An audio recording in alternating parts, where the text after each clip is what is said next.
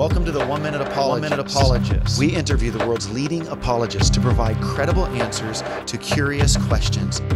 Jay, I just asked you if Islam is a religion of peace.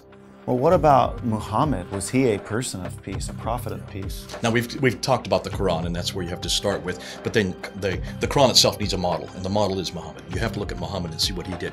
And this is why a lot of your radicals and your more orthodox and your fundamentalists are going back to Muhammad. Because when you look at Muhammad, he was peaceful between 610 and 622 when he was living in Mecca. He had to, because he was a minority. That's why when you look at the Meccan surahs, which are the last part of the Quran, the second half of the Quran, primarily, you will find not violence, but you won't find peace. But it certainly is not violent.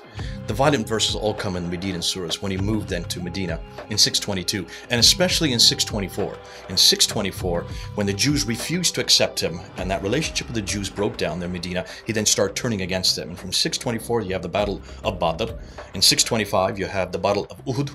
And in 627, you have the Battle of the Trenches, the three major battles that started the theocracy. And the theocratic model then began with Muhammad. And what he did is he started becoming more and more violent. And as he went on, of course, those who stood against him, like the Jews, first of all, he threw them out of Medina for the first two families, the Banu Qaynuqa family, the Banu Nadir family.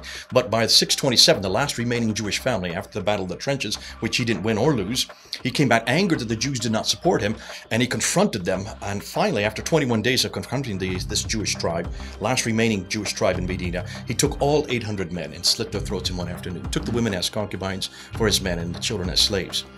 Now that means within 5 years of Muhammad moving to Medina, which was not his city, the Jews had been there long beforehand. Within 5 years, he had eradicated all the Jews there in Medina. We call that genocide.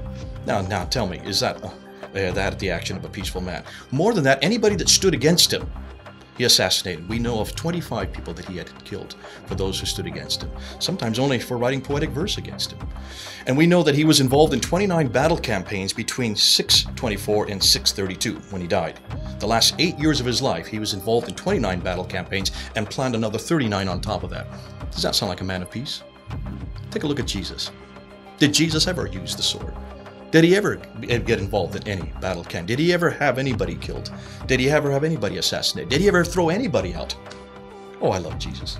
He's so easy to come back on. He basically wins all my debates for me. That's why if you talk about peace, come on back to Jesus. He's so easy to defend.